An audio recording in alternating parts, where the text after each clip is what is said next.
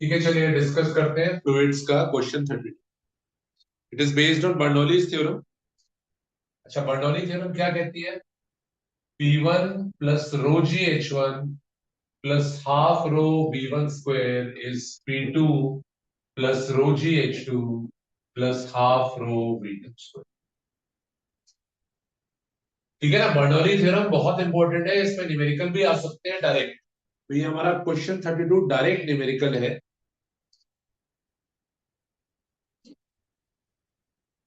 Question को ध्यान से देखो, क्या क्या दिया। Water flows along the horizontal pipe. इस वर्ड पे ध्यान दीजिए, हॉरिजॉन्टल पाइप। हॉरिजॉन्टल पाइप का मतलब पाइप इस तरीके से हॉरिजॉन्टल। चाहे क्रॉस सेक्शन एरिया उसका चेंज हो रहा है, चाहे क्रॉस सेक्शन एरिया चेंज हो रहा है, पर पाइप है हॉरिजॉन्टल, यानी इस पॉइंट की हाइट और इस पॉइंट की height is the same. H1 और H2 are the same. Pipe ऊपर नहीं उठ रहा। अगर ये पाइप ऐसे ऊपर जा रहा होता तो फिर हाँ हाइट चेंज हो रही, तो फिर H1 H2 अलग अलग होते। पर जैसे ही उसने बोला, बर्नौली के बहुत सारे एप्लीकेशंस जो डिस्कस होंगे उनमें हॉरिजॉन्टल केस, हॉरिजॉन्टल केस होते ही इस क्वेश्चन से ना एक बहुत इंपॉर्टेंट कॉन्सेप्ट भी आपसे, हॉरिजॉन्टल केस होते ही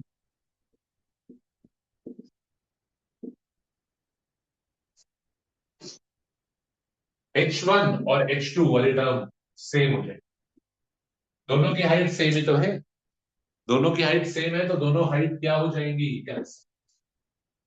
तो हॉरिजॉन्टल केस में बर्नौली थ्योरम बचेगा, P1 plus half rho B1 square is P2 plus half rho B2 square. बेटा लिखो, क्वेश्चन तो करेंगे ही, साथ साथ एक कॉन्सेप्ट भी सीख लिखो।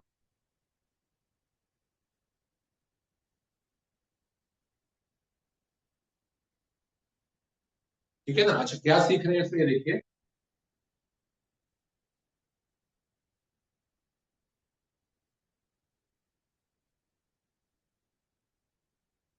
एक बहुत इंपॉर्टेंट रिलेशन यहां से आने वाला है, देखो। हमारा LHS और RHS इक्वल है। अच्छा, अब ये देखिए, सपोज करिए फॉर एग्जांपल ये टर्म है 50 और ये वाली टर्म भी है 50। ये वाली टर्म और ये वाली टर्म, टोटल हमारा बनता है 100, है ना? कांस्टेंट बनना चाहिए, बराबर होना चाहिए, 100 बनता है। ये 50 है, ये भी 50 है, और RHS हमारा 100। अब एक चीज बताओ, अगर मैं प्रेशर को बढ़ा दूं, देखते हैं आप में से कौन बच्चे बता पाएंगे। अगर हम प्रेशर को बढ़ा दें तो प्रेशर बढ़ने से पानी की वेलोसिटी पर क्या असर पड़ेगा?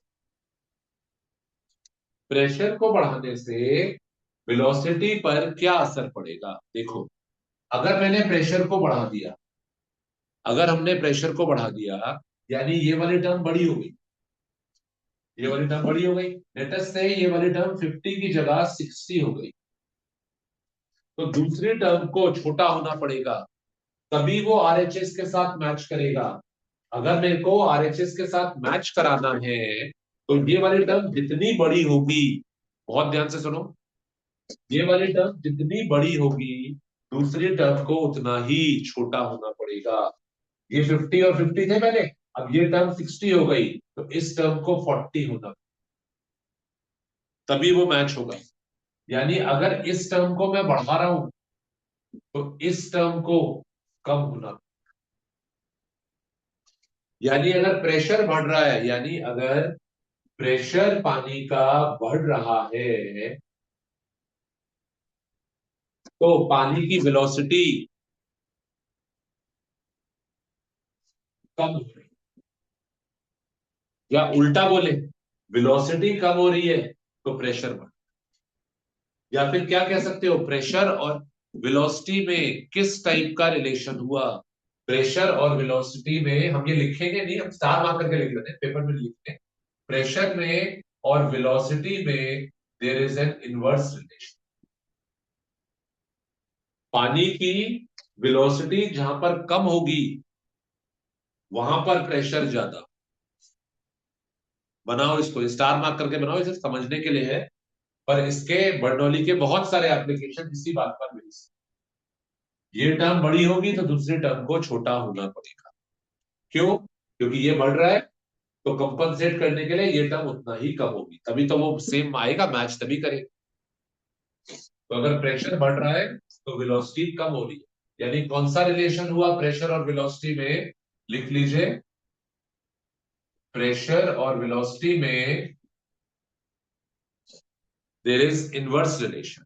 ये आपका जब आपका हाइड्रोडायनेमिक्स का केस है उसके, हाइड्रोडायनेमिक्स एक बहुत इंपॉर्टेंट चीज ध्यान रखिएगा, हाइड्रोडायनेमिक्स में आप किसी पॉइंट पर pressure is equal to force upon area वाला लॉजिक नहीं लगाइए। वो आपका हाइड्रोस्टैटिक प्रेशर, हाइड्रोस्टैटिक प्रेशर। अगर हाइड्रोडायनेमिक्स में प्रेशर निकालना है तो आप बर्नौली थ्योरम से निकालें। इसको मत यूज करें, ये आपका स्टैटिक वाले केस में था। पैस्कल्स लॉ भी जो हमने पढ़ा था वो स्टैटिक वाले केस। अगर फ्लूइड मोशन में है तो प्रेशर निकालने के लिए बर्नौली थ्योरम यूज, और प्रेशर और वेलोसिटी में there is inverse relation. This is very very very very important. Pressure and velocity are inversely related. इसके साथ नीचे लिखते हैं, वेलोसिटी जहां पर हाई होगी वहां पर प्रेशर लो, और जहां पर वेलोसिटी लो होगी, ये मैं इसलिए लिखवा रहा हूं, सारे एप्लीकेशन, मोस्टली सारे एप्लीकेशन इसी पे बेस्ड। जहां वेलोसिटी लो होगी वहां पर पानी का प्रेशर हाई। इसको बनाओ, बहुत बार हम वापस आके इसको रेफर करेंगे, और लिखो, very very very important.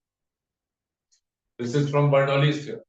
Bernoulli theorem कहती है जहां पानी की स्पीड ज्यादा है वहां पानी का प्रेशर कम है, जहां पानी की स्पीड कम है वहां पानी का प्रेशर ज्यादा है। तो अब इस क्वेश्चन पर आते हैं, इसको करते हैं, पर ये कॉन्सेप्ट लिख लीजिए, ठीक है ना? ये बहुत इंपॉर्टेंट है, इसके बिना कोई एप्लीकेशन नहीं समझ पाओ। और बहुत इंटरेस्टिंग एप्लीकेशन है। एरोप्लेन कैसे वर्क करता है, क्यों उड़ता है, ये भी सीखेंगे। क्रिकेट में जो बॉल है स्विंग करती है, जब बॉल फेंकी जाती है वो हवा में ही गोल घूम जाती है, स्विंग हो जाती है। That is also explained bye Bernoulli's theorem.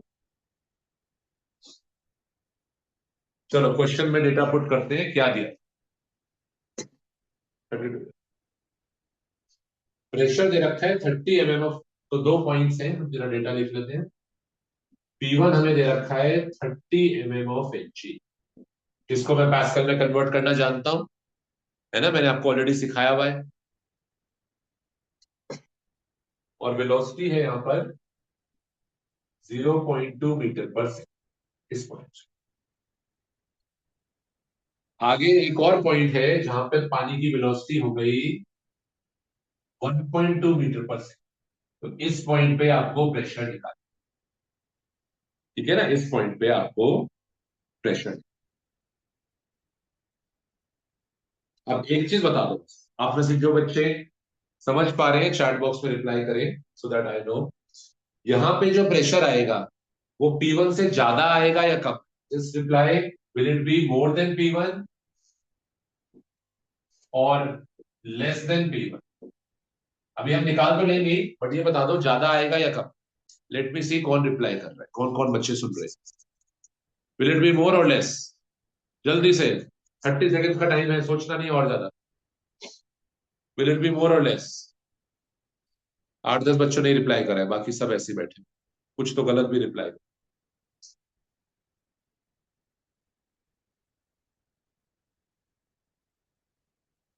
बेटा अभी बताया था प्रेशर और वेलोसिटी में इनवर्स रिलेशन है। आप देखिए आगे जाने पर वेलोसिटी पे क्या असर पड़ा। ये देखो वेलोसिटी पर क्या असर पड़ा।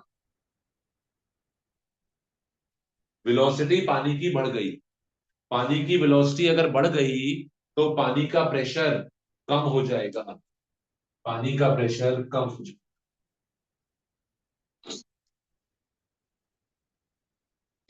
ठीक है ना? तो जो आंसर आएगा वो इससे तो कम ही आएगा। और हिंट आपको मिल गया है, इस फॉर्मूले में आपको डेटा डालना है, इस फॉर्मूले में डेटा डालना है। आप चाहें तो इसको कन्वर्ट करें। MM of Hg आपको मैंने ऑलरेडी बताया था, 1 MM Hg को पैस्कल में कन्वर्ट करना, अपनी कॉपी में देखो पीछे जाके। ठीक है ना, ये तो मीटर पर सेकंड में ही है, ये दोनों तो चल जाएंगे सही। और पानी है, पानी की डेंसिटी 1000 होती है। डेटा पुट करो, इस क्वेश्चन को। ठीक है ना, सफिशिएंट हिंट आपके पास। और आंसर भी हमें पता है P1 से तो छोटा ही आए। ठीक है, तो this is, I am leaving it as a homework, इसको पूरा करिए। चलो अब हम आगे हेडिंग डालते हैं। ये मैं नहीं बता रहा हूं क्योंकि एप्लीकेशन इसी पर बेस्ड। सबसे आसान वाला एक एप्लीकेशन पहले कराएंगे, फिर धीरे धीरे थोड़े मुश्किल।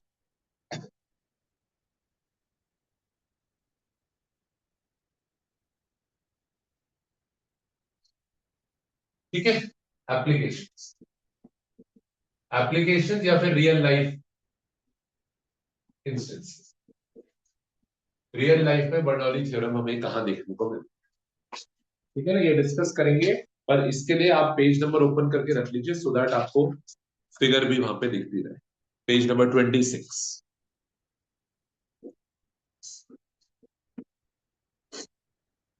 थोड़ा ध्यान दोगे ना, दो तीन, ज्यादा देर की क्लास नहीं है, थोड़ा दो तीन एप्लीकेशन अगर आप समझ जाओगे तो मुश्किल वाले फिर आपको मुश्किल नहीं लगे।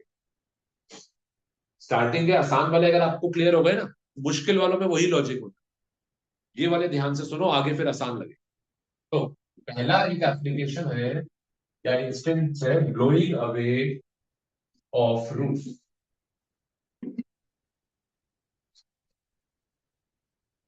कुछ स्ट्रक्चर्स होते हैं जिनकी रूफ कंक्रीट की नहीं होती, टिन का शेड होता है। घरों की जो छत होती है, जैसे हम लोगों का जो घर है जो सीमेंटेड कंक्रीट का रूफ है, बट कई टेम्परेरी स्ट्रक्चर्स होते हैं जिनकी रूफ टिन का एक शेड होता है जो फिक्स नहीं होता, ऊपर से बस ऐसे रखा हुआ। तो इनमें क्या होता है, अगर किसी दिन तेज आंधी चलती है, तेज हवा आ रही है, देखना, तेज हवा चल रही है, तो ऐसा होने पर ये जो रूफ है ये ऊपर उड़ जाती है। ब्लोइंग अवे यानी ये ऊपर की तरफ उठ जाती है, जैसे किसी ने इसको पकड़ के, इस रूफ को पकड़ के ऊपर उठ। कुछ वीडियोस भी मैं आपको शेयर करूंगा, आंधी जब चल रही है तो जो ऐसे टिन शेड्स होते हैं ये ऊपर की तरफ उठ जाते हैं। तो ये ऊपर की तरफ का लिफ्ट, किसने इनको लिफ्ट कर दिया? ये जो लिफ्ट आया, ब्लोइंग अवे या कह सकते हैं, ये जो लिफ्ट आया, ये कैसे? हवा के फ्लो करने से ये ऊपर की तरफ कैसे उठा? तो इसको समझने के लिए बर्नौलीज थ्योरम अप्लाई करेंगे। देखिए, ये सबसे आसान एप्लीकेशन है, इसका मैं आपको रियल लाइफ इंस्टेंसेस भी वीडियो शेयर करेंगे। जब हवा चल रही थी, जो टिन शेड्स थे वो ऊपर की तरफ उठे। क्यों ऐसा हुआ, ऊपर की तरफ फोर्स कहां से लगा? तो देखिए, हम दो पॉइंट्स कंसिडर करते हैं, एक पॉइंट नंबर 1 और एक पॉइंट नंबर 2। ध्यान से देखो, पॉइंट नंबर 1 जो है, पॉइंट नंबर 1 जो है वो कहां पर है, और पॉइंट नंबर 2 का, पॉइंट नंबर 1 रूफ के जस्ट ऊपर है, और पॉइंट नंबर 2 रूफ के जस्ट। ठीक है ना, ऑलमोस्ट, ऑलमोस्ट मैं मान सकता हूं ऑलमोस्ट सेम है, ऑलमोस्ट द सेम। हाँ, हालांकि 1 वाले की थोड़ी ज्यादा होगी, 2 वाले की थोड़ी कम होगी, बट अभी मान लीजिए बहुत ज्यादा फर्क नहीं है। ऐसा नहीं है कि एक यहाँ है एक यहाँ है, तो हाइट ऑलमोस्ट सेम। ठीक है ना। अब बर्नौली थ्योरम का ये जो एप्लीकेशन अभी हमने यहाँ लिखा, इसको समझते हैं। हवा की स्पीड, हवा की स्पीड बेटा कहां पर जाता है? जहां हवा की स्पीड ज्यादा होगी वहां लो प्रेशर रीजन।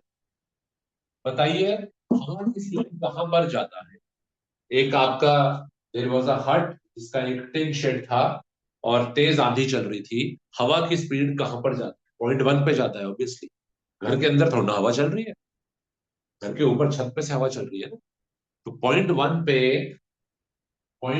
पे वेलोसिटी इज हाई, पॉइंट 2 पे वेलोसिटी इज लो।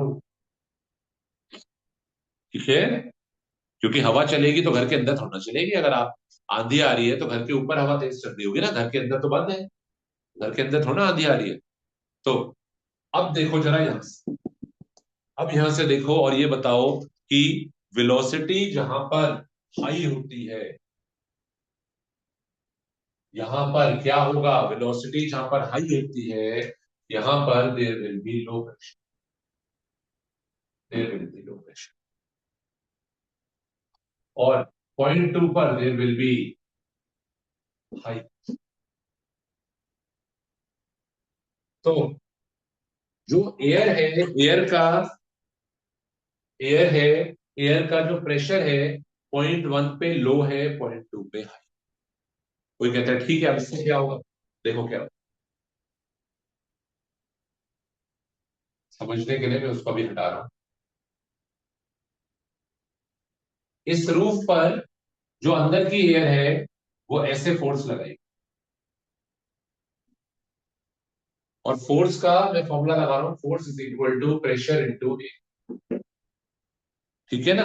तो क्या फॉर्मूला यहाँ पे लगेगा, फोर्स कितना लगेगा, प्रेशर इनटू एरिया। कितना फोर्स लगेगा, F is equal to, pressure है पी टू इंटू ए, और ऊपर का प्रेशर है P1, तो ऊपर से कितना फोर्स लगेगा, ऊपर से कितना फोर्स लगेगा, ये F2 हो गया। ऊपर से फोर्स कितना लगेगा, P1 इंटू, ऊपर से फोर्स लग रहा है P1 है, नीचे से फोर्स लग रहा है P।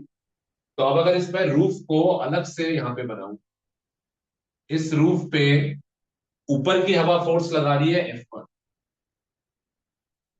और नीचे की हवा फोर्स लगा रही है। एरिया तो इसका सेम ही है, चाहे नीचे से देखूं एरिया चाहे ऊपर से देखूं, तो F1 है P1 है, और F2 है P2 है, ये देखो। और P2A जो है ये वाली term, this is very high. क्यों ये वाली टर्म हाई है, क्योंकि यहाँ का प्रेशर हाई। ये दोनों फोर्सेस बराबर नहीं है, ये वाला फोर्स बहुत बड़ा है, ये वाला फोर्स बहुत बड़ा क्यों है, why the force is big, because the pressure at this point is high. Why the pressure at this point is high, क्योंकि यहाँ हवा की स्पीड कम है, घर के अंदर थोड़ा आंधी चल रही है। अभी मैंने बताया प्रेशर और वेलोसिटी में there is an inverse relation. समझते हैं फिर से, घर के अंदर हवा की स्पीड कम है, हवा की स्पीड कम है तो एयर का प्रेशर ज्यादा है। घर के ऊपर हवा की स्पीड तेज है, छत पे तेज हवा चल रही है, तो वहां पे हवा का प्रेशर कम है, there is a low pressure. और एक चीज याद रखो, अगर प्रेशर कम है तो फोर्स भी कम लगता है, अगर प्रेशर ज्यादा है तो फोर्स भी ज्यादा। तो कौन सा फोर्स है छत पे, इसके टिन शेड पे कौन सा फोर्स है जो बड़ा है, F2 फोर्स बड़ा है। और अगर F2 काफी बड़ा हो गया F1 से तो ये छत को ऊपर की तरफ ले जाएगा, there will be blowing away off, इसकी जो छत है वो टिन शेड ऊपर की तरफ उड़ जाए। ये ऊपर की तरफ जो फोर्स आया, this force is called as lift. ये लिफ्ट कैसे जनरेट हुआ, क्योंकि हवा का जो प्रेशर था उसमें there is a difference. Pressure में डिफरेंस क्यों आ रहा है, क्योंकि हवा की, सबसे पहले देखिए, वेलोसिटी डिफरेंट, वेलोसिटी डिफरेंट है। अगर दोनों पे वेलोसिटी सेम होती, अगर हवा, अगर कोई ऐसा टिन का सपोज होता शेड जिसमें नीचे मान लो खुला होता, ऊपर भी खुला होता नीचे भी, हवा ऊपर से भी जा रही होती और हवा नीचे से भी जा रही, हवा की स्पीड सेम होती, ठीक है ना, हवा की स्पीड सेम होती तो प्रेशर भी, बोलो, स्पीड सेम होती तो प्रेशर भी सेम, प्रेशर सेम होता तो फोर्स भी सेम लगता। ठीक है ना, तो फोर्स भी सेम लगता, फोर्स सेम लगता तो फिर ये छत ना ऊपर उठती ना नीचे जाती, वहीं रहती। पर घर में यहाँ प्रॉब्लम क्या हो रही है, यहाँ फिर से बनाते हैं फिगर, इस वाले का सबसे आसान है, इसको थोड़ा डिटेल में समझेंगे। प्रॉब्लम क्या हो रही है, घर अंदर से तो बंद है पर ऊपर से खुला हुआ है, मतलब ऊपर से यानी छत के ऊपर से हवा जाती है, पर यहां से हवा नहीं जा सकती, यहां से एयर कैनोट। पर ऊपर से एयर गया। तो ये फर्क देखिए, इस वजह से सारा प्रॉब्लम हो जाता है। क्यों? क्योंकि यहां पर ऊपर वाले पॉइंट पर वेलोसिटी ज्यादा है। V1, V2, ठीक है। क्योंकि V1 हाई है, और ये बताइए फ्रॉम बर्नौलीज थ्योरम वेलोसिटी के साथ इनवर्स रिलेशन है। वेलोसिटी हाई है तो यहाँ पे P1 लो हो जाए, यहाँ वेलोसिटी लो है तो यहाँ पे प्रेशर हाई। और हवा एक फोर्स एक्सर्ट करती है हमेशा, कहां से कहां, आप सिंपल याद रख लो। Force acts from high pressure to low pressure, इस लाइन को लिखो। फोर्स एक्ट करता है कहां से कहां, हाई प्रेशर से लो प्रेशर। तो इस रूफ पर एक फोर्स लगेगा, यहां पे देर इज हाई प्रेशर, इधर वाले रीजन, यहां पे देर इज हाई प्रेशर, और ऊपर वाले रीजन में देर इज लो प्रेशर। ठीक है ना? तो फोर्स लगेगा रूफ पे ऊपर की,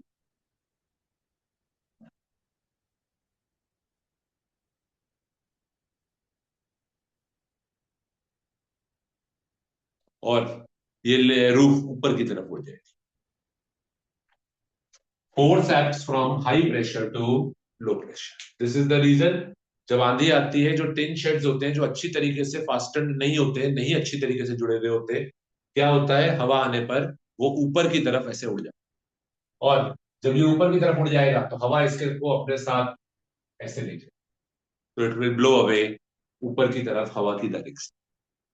जब ये ऊपर उड़ गया, हवा इस तरफ जा रही थी, तो वो इसको अपने साथ ऐसे आगे की तरफ ले जाए। I share videos. घर जो होते हैं जिनकी टेम्पररी रूफ इस टाइप की होती है, आंधी चलने पर वो ऊपर की तरफ ऐसे उड़ जाए। ठीक है ना? तो लिखने की भी ज्यादा जरूरत नहीं है, आप फिगर बस बना लो। लिखा हुआ आपको बुकलेट में है, वहां से देख के आप ये फिगर बना।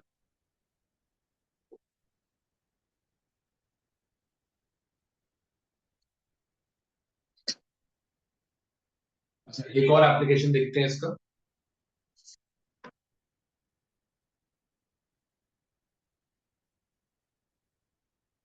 जो डाउट है क्लियर होंगे, डोंट वरी, आप बना लीजिए।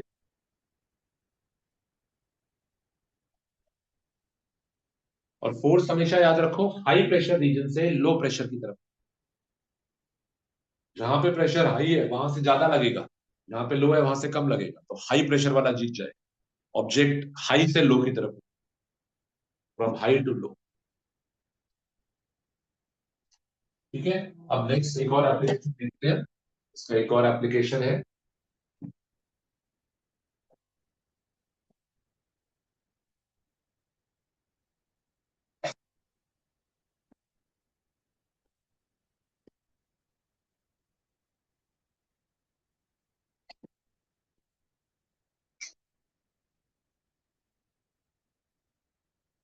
Working of an atomize atomizer, या it is also called as a spray pump. इसकी भी फिगर बनी हुई है, पर अभी आप यहाँ पे ध्यान दीजिए। ये आजकल नहीं यूज होता, पर पहले के टाइम में बहुत कॉमनली यूज होता था ये। सपोज करिए कोई परफ्यूम की बोतल है जिसमें से परफ्यूम स्प्रे हो, तो दिस इज द बॉटल जिसमें परफ्यूम भरा हुआ है। ठीक है, अब यहां पर ऐसे है, और यहां पर क्या होता है, यहाँ पे एक रबर का बैलून टाइप होता है, इसमें हवा भरी हुई है। इसको अगर आप दबाएंगे यहाँ से, तो हवा, यहाँ की जो भी अंदर की हवा भरी हुई है वो तेज स्पीड में बाहर निकलेगी। ठीक है ना? This is rubber balloon. तो इसको, रबर के बैलून को दबाने पर इसके अंदर की जो भी हवा भरी हुई है that will go out with high speed. अच्छा, अब यहां अंदर परफ्यूम भरा हुआ है, ध्यान दो, यहां अंदर परफ्यूम है, और एक पाइप इसमें लगा हुआ है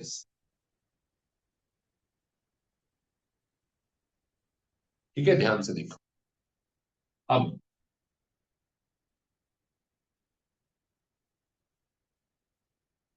जब हम इसको बैलून को दबाएंगे तो ये परफ्यूम ऊपर आकर बाहर आने लगे।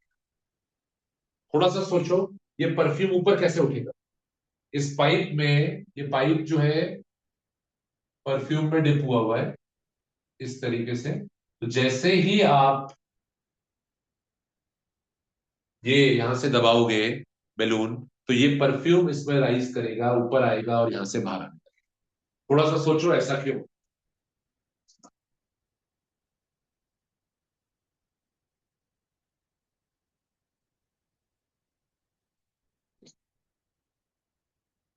ठीक है, समझाएं क्या हो रहा है? देखो, दो रीजन्स कंसिडर करो।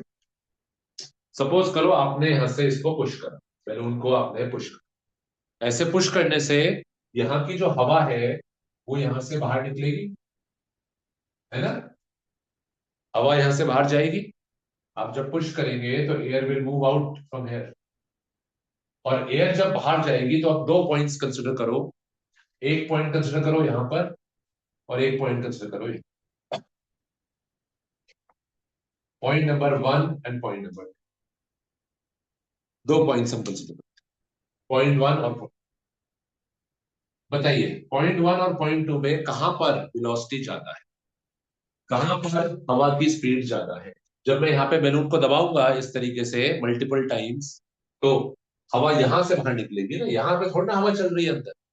कहां पे हवा की स्पीड ज्यादा तेज होगी? Point one. तो पॉइंट वन के बारे में लिखते हैं, velocity of air is high. पर इस परफ्यूम की बोतल के अंदर थोड़ी ना हवा चल रही है, यहाँ थोड़ी ना हवा चलने की जगह है, ऊपर हवा फ्लो कर रही है। तो पॉइंट टू पर वेलोसिटी इज जीरो। अच्छा, अब अगर वेलोसिटी अलग अलग है तो हवा का प्रेशर भी बदल, हवा का प्रेशर भी बदल जाए। यू कैन नॉट से कि एयर में जो प्रेशर है वो एटमॉस्फेरिक प्रेशर। इन दोनों एयर में प्रेशर में फर्क है। जहां वेलोसिटी ज्यादा होगी वहां प्रेशर कम। तो यहाँ वेलोसिटी ज्यादा है, यहाँ पे there is a low pressure. और यहाँ पे वेलोसिटी लो है तो यहाँ पे there is a high pressure. अब देखिए, इस एयर का पॉइंट टू पे प्रेशर ज्यादा हो गया, पॉइंट टू पे एयर का प्रेशर ज्यादा हो गया। तो ये एयर क्या करेगी? इस लिक्विड को पुश करेगी। ये एयर क्या करेगी? इस लिक्विड को नीचे दबा, क्योंकि इसका हाई प्रेशर है तो ये इसको पुश करेगी। जब ये लिक्विड को पुश करेगी, क्या होगा? ये लिक्विड इस ट्यूब में राइज करना शुरू, और ये कहां तक मूव करेगा? लो प्रेशर पॉइंट तक मूव करेगा। मैंने बताया था, force acts from high pressure to low pressure. तो ये जो लिक्विड है ये मूव करेगा, क्योंकि इसके ऊपर जो एयर थी यहाँ पर, यहाँ जो एयर थी वो इसको पुश कर रही है, और यहाँ पे लो प्रेशर रीजन हो गया है जो उसको खींच रहा है। जैसे स्ट्रॉ से जब आप लिक्विड, सपोज करिए पानी के ग्लास में अपने स्ट्रॉ डालिए और आप उसको सक कर रहे हैं, तो आप लो प्रेशर रीजन क्रिएट कर रहे हैं जिससे पानी ऊपर उठ जाए। स्ट्रॉ में, स्ट्रॉ जब आप डालते हैं यहां से, अब ये बच्चा है ये स्ट्रॉ से पानी पी रहा है, तो कैसे पानी स्ट्रॉ में ऊपर कैसे आता है? जब ये सक करता है यहाँ पे लो प्रेशर रीजन क्रिएट होता है, उससे पानी ऊपर आ जाता है, from high pressure to low pressure. वही लॉजिक यहाँ पे भी हो, ऐसा ही इफेक्ट स्प्रे पंप में भी हो रहा है। जब आपने यहाँ पे पुश करा तो हवा तेज स्पीड से आगे जा रही है, हवा के तेज स्पीड से आगे जाने पर यहाँ पर एक लो प्रेशर रीजन फील होता है, एक लो प्रेशर रीजन। और उसको ऐसा लग रहा है लिक्विड को कोई उसको ऊपर की तरफ सक कर रहा है, लो प्रेशर। यहाँ हाई प्रेशर है, यहाँ लो प्रेशर है, तो ये लिक्विड धीरे धीरे ऊपर राइज, जैसे ये ऊपर राइज करेगा, जरूरी नहीं है एक ही बार पुश करने पे ऊपर आ जाए, आप इसको मल्टीपल टाइम्स पुश करिए, दो तीन बार आप इसको पुश करिए। क्या होगा? दो तीन बार पुश करने पे ये लिक्विड ऊपर आएगा। जैसे ये ऊपर आएगा इसके पार्टिकल्स हवा के साथ मिक्स होकर फिर ये बाहर आए, ये हवा के साथ मिक्स होकर ये बाहर। This is called as the spray. कई आजकल भी कई आपके जो परफ्यूम है उनमें ऐसा ही logic use, this is called as a spray pump या एटॉमिक। इसमें जब आप इस बैलून को मल्टीपल टाइम्स दबाते हैं तो मल्टीपल टाइम दबाने पे हवा की स्पीड तेज हो जाती है और उससे लो प्रेशर रीजन क्रिएट होता है। लो प्रेशर रीजन क्रिएट होने से लिक्विड इसमें राइज करता है, हाई से लो ऊपर आता है, हवा के साथ मिक्स होकर स्प्रे की फॉर्म में बाहर बनाओ फिगर।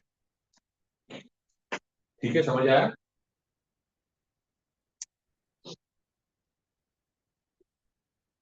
बनाइए फिगर, एक एप्लीकेशन और देखेंगे बस।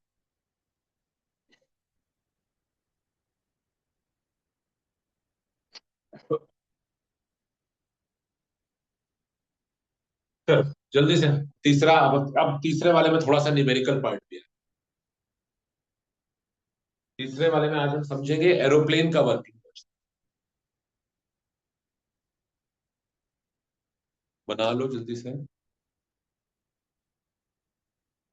ठीक है, नहीं तो स्क्रीनशॉट ले लो बाद में बना।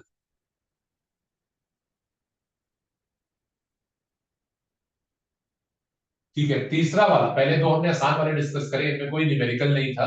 अब तीसरे वाला जो हम डिस्कस कर रहे हैं इसमें न्यूमेरिकल भी है। ठीक है, तो लिखिए, तीसरा है डायनेमिक लिफ्ट और एरोफॉइल। ये बहुत इंटरेस्टिंग है, ध्यान दो। डायनेमिक लिफ्ट और एरोफॉइल, तो लॉजिक क्या है बेटा? एरोप्लेन का क्या लॉजिक है? एरोप्लेन कैसे फ्लाई? कोई कहता है कैसे क्या फ्लाई करता है, विंग्स है उसके, फ्लाई करता है उससे। और देखिए एरोप्लेन के विंग्स और बर्ड के विंग्स में फर्क है। बर्ड का फ्लाई करने का लॉजिक और एरोप्लेन का इज टोटली डिफरेंट। बर्ड के जो विंग्स हैं, बर्ड्स अपने विंग को फ्लैप करती है। जब वो विंग को फ्लैप करती है बर्ड, तो वो हवा को नीचे की तरफ पुश करती है, पुशेस द एयर। और this is the action, this is the action. उसके बदले हवा इसको ऊपर की तरफ push, that is the reaction. तो बर्ड जो है वो रिएक्शन की वजह से उड़ पाती। बर्ड ने हवा को नीचे पुश करा विंग्स को फ्लैप करके, तो उसके बदले हवा ने उसको ऊपर की तरफ, उस वजह से रिएक्शन की वजह से बर्ड। एक चीज बताइए, अगर बर्ड हो जिसके विंग्स फ्लैप भी ना करे, तो उड़ पाएगी क्या? अगर वो विंग्स फ्लैप ही नहीं करेगी तो वो उड़ नहीं पाएगी, क्योंकि वो एयर को पुश नहीं करेगी तो एयर उसको पुश नहीं करेगी। तो एरोप्लेन में जो लॉजिक है, एरोप्लेन के जो विंग्स हैं वो तो फ्लैप नहीं करते, वो तो फिक्स्ड होते हैं, वो थोड़ी ना ऐसे बर्ड की तरह फ्लैप कर रहे हैं। तो एरोप्लेन कैसे उड़ पाता है? एरोप्लेन के विंग्स तो फिक्स्ड होते हैं। तो एरोप्लेन का जो लॉजिक है, that is called as dynamic lift. और एरोप्लेन का जो विंग होता है उसको फिजिक्स में हम बोलते हैं एरोफॉइल। दैट थिंग जो उसका विंग है, that is called as aerofoil. ठीक है ना? तो अब कैसे वर्क करता है देखेंगे। देखिए, suppose this is an aeroplane, ये इसका विंग है। अब जो विंग है ना, सब कुछ इसकी शेप पे डिसाइड है। इसकी शेप देखो ध्यान से, इसकी शेप जो है ये पीछे से नीचे की तरफ मुड़ा हुआ है। It is not completely horizontal, बेटा प्लीज ध्यान देना। It is not completely horizontal, ये नीचे की तरफ मुड़ा हुआ है। इससे क्या होता है, जब एरोप्लेन रनवे पे चलेगा, एक तो एरोप्लेन खड़े खड़े टेक ऑफ नहीं कर सकता, है ना, बर्ड तो वहीं से टेक ऑफ हो जाएगी, हेलीकॉप्टर वहीं से टेक ऑफ हो जाएगा, पर एरोप्लेन वहां से टेक ऑफ नहीं कर सकता। एरोप्लेन को क्या चाहिए कि हवा की स्पीड चाहिए, पीछे जाए, हवा तेज स्पीड में पीछे। तो एरोप्लेन रनवे पे बहुत तेज आगे चलता है। जब एरोप्लेन आगे चलता है, मैं अभी एरोप्लेन मिटा रहा हूँ प्लीज, ठीक है ना, सिर्फ विंग को बनाएंगे, एरोप्लेन को भी मिटा। ठीक है ना, विजुअलाइज करना प्लीज, विजुअलाइज करना कि जो पढ़ रहे हैं ये क्या है। ये एरोप्लेन था, ये उसका विंग था, wing is called as aeroplane. तो यहां, अब जब एरोप्लेन आगे जाएगा, एरोप्लेन आगे जाएगा तो हवा किधर जाएगी? आप कार में बैठे हैं, कार आगे जा रही है, आप गाड़ी से हाथ हल्का सा बाहर निकालते हैं, आप फील करते हैं हवा पीछे जाए, तो हवा पीछे जाएगी बहुत तेज। अब जो हवा पीछे जाएगी बेटा ध्यान से देखना,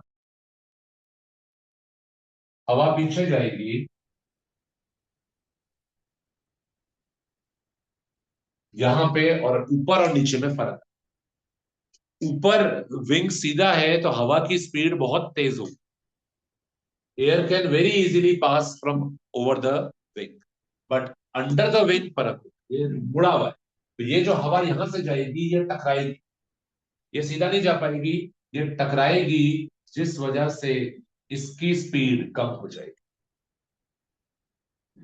अगर हम दो पॉइंट्स लें, एक पॉइंट ऊपर लेते हैं 1 और एक पॉइंट नीचे लेते हैं 0.2, क्या आप बता सकते हैं कहां पर हवा की स्पीड तेज हो? ये एरोप्लेन आगे जा रहा है, मैं उसी फिगर को यहाँ पे भी एक्सप्लेन कर रहा हूँ। ये हवा पीछे जा रही है और यहां से ऐसे जा, एरोप्लेन जब आगे उड़ रहा है, एरोप्लेन जब आगे जा रहा है, तो ये ब्लू कलर में जो है ये विंड है या एयर है, ये पीछे जा रही है। पॉइंट नंबर 1 पे velocity will be high, point number 2 पे वेलोसिटी विल बी लो। ये सब डिसाइड ये सब डिसाइड हुआ है एरोप्लेन के विंग की शेप से, उसकी जो शेप है वो डिसाइड, ठीक है ना, उसकी शेप जो है ये डिसाइड करती है।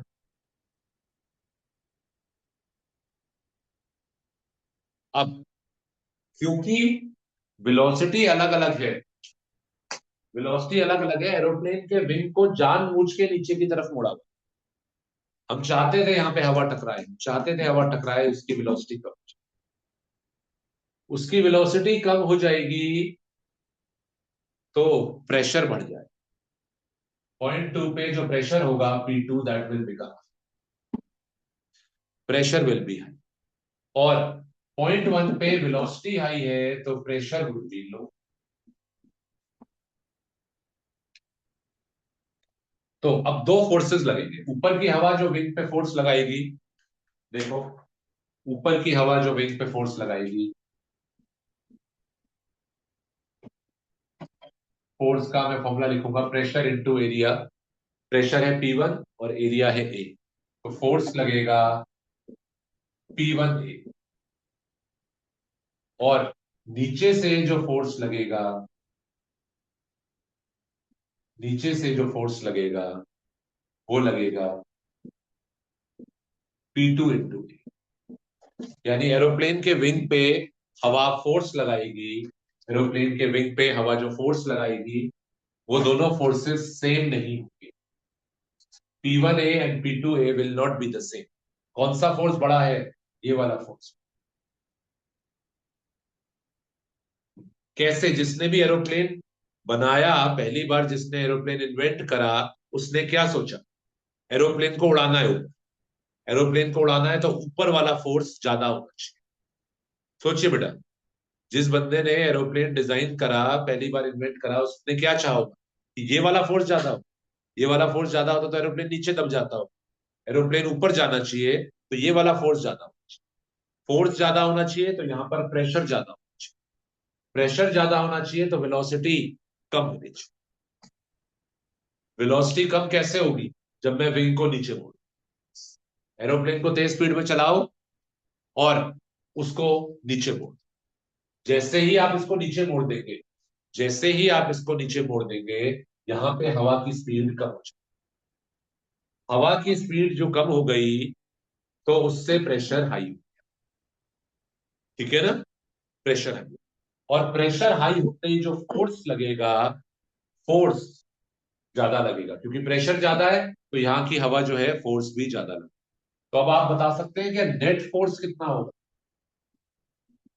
F big minus F small, net force होगा F2 minus F1,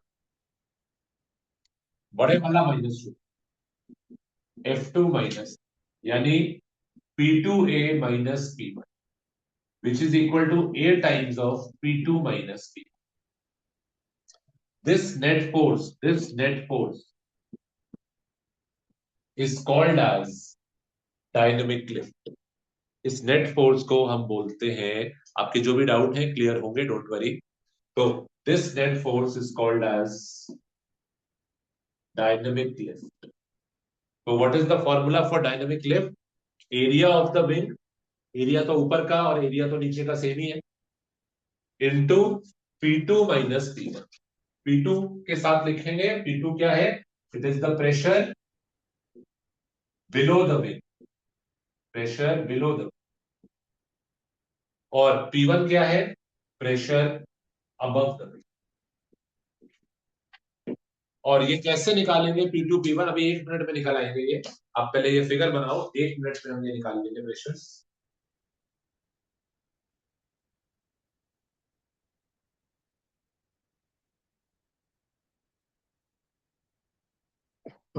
Bernoulli's theorem लगाते हैं पॉइंट 1 और पॉइंट,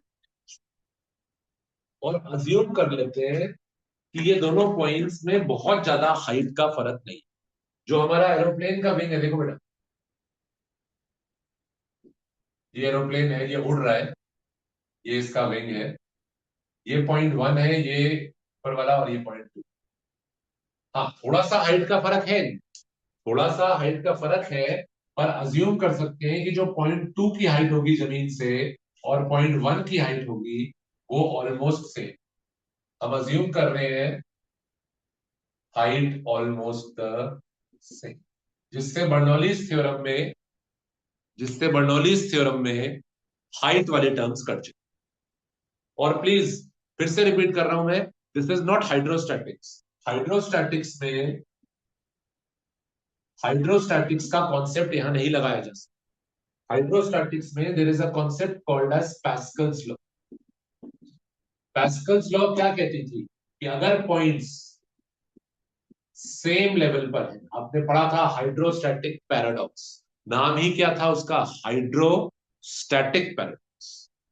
अगर पॉइंट सेम लेवल पर है तो प्रेशर सेम। याद है हमने फॉर्मूला पढ़ा था, F by A equal F1/A1 is equal to F2/। हमने हाइड्रोलिक लिफ्ट भी पढ़ा था, अगर पॉइंट सेम लेवल पर है तो प्रेशर सेम।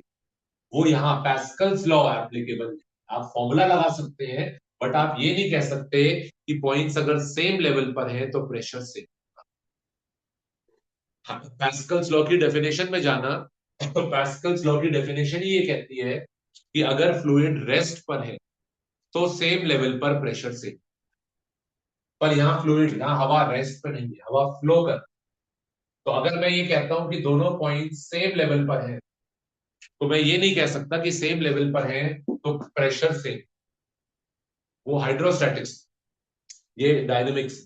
डायनेमिक्स में आप प्रेशर को इक्वेट नहीं कर सकते, इवन दो आप मान के चल रहे हैं कि दोनों पॉइंट सेम लेवल पर हैं, पर हम प्रेशर को इक्वेट नहीं कर सकते। प्रेशर में जो रिलेशन है वो बर्नौलीज थ्योरम से निकाला जाए। तो हमने अज्यूम करा कि दोनों पॉइंट्स जो है they are at the same height. हालांकि थोड़ा सा फर्क होगा, एक विंग से ऊपर है और एक विंग के थोड़ा सा नीचे है, पर बहुत ज्यादा फर्क नहीं होगा। तो हम हाइट वाली टर्म को कैंसिल कर देंगे। क्या फॉर्मूला बचेगा बर्नौली? फॉर्मूला बनेगा P1 plus half rho V1 square is equal to P2 plus half rho V2। Dynamics के केस में, हाइड्रोडायनेमिक्स में प्रेशर का रिलेशन बर्नौलीज थ्योरम से निकाला है। ठीक है ना? अच्छा, अब P2 माइनस P1 निकालना है मेरे को। डायनेमिक लिफ्ट सॉल्व करना है तो मेरे को P2 माइनस P1 निकालना है, वो यहां से बहुत जल्दी निकल आएगा। P2 माइनस P1 कितना आएगा? P2 minus P1 half rho V1 square minus, ये देखिए P2 माइनस P1 कितना हुआ? Half rho V1 square minus V2 square. और ये अब आप यहाँ पर P2 माइनस P1 कर पुट करो और आपको सीधा सीधा फॉर्मूला मिल जाएगा डायनेमिक। ये वैल्यू P2 माइनस P1 की आप यहाँ पर,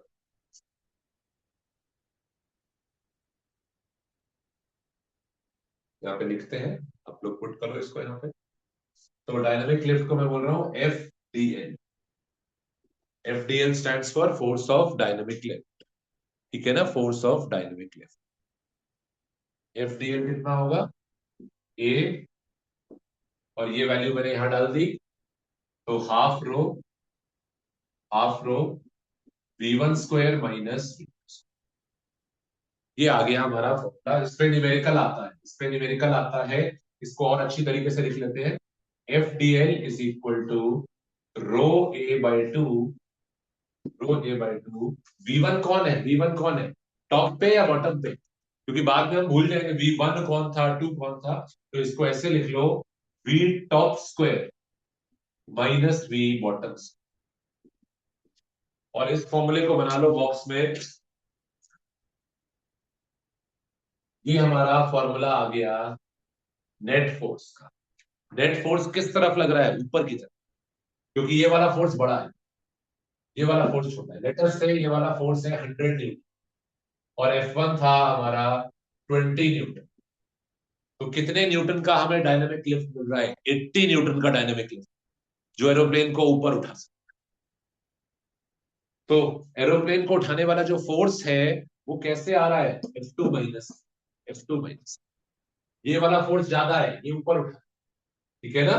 तो एरोप्लेन को ऊपर टेक ऑफ कराने के लिए फोर्स कहां से आता है, वो यही फोर्स, यही फोर्स है जो एरोप्लेन को उड़ा रहा है।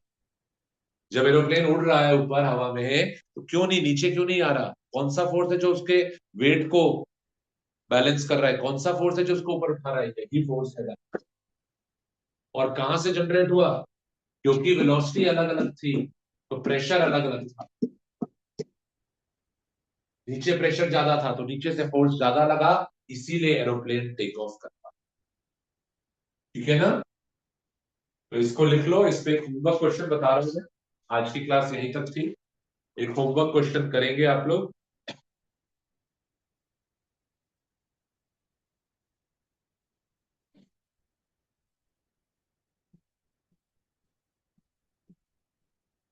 असाइनमेंट में अब आप अपना ऐड कर लीजिए। असाइनमेंट के आपने क्वेश्चंस करने हैं। असाइनमेंट अब पूरा ही कर लो। वैसे तो 48 नंबर क्वेश्चन है, असाइनमेंट का क्वेश्चन नंबर 48 है, but please complete the assignment. अब आप कर सकते हैं पूरी असाइनमेंट, तो उसको पूरा कर लीजिए। ठीक है ना। अगली क्लास में सुन लीजिए शेड्यूल। नेक्स्ट क्लास में जो भी आपका टाइमिंग है, all of you have to bring the homework, यानी subjective and objective assignment and NCERT. Next class में we'll be discussing all types of numericals. अगली क्लास में हम सारे न्यूमेरिकल्स डिस्कस करेंगे, जो भी होमवर्क के डाउट्स हैं।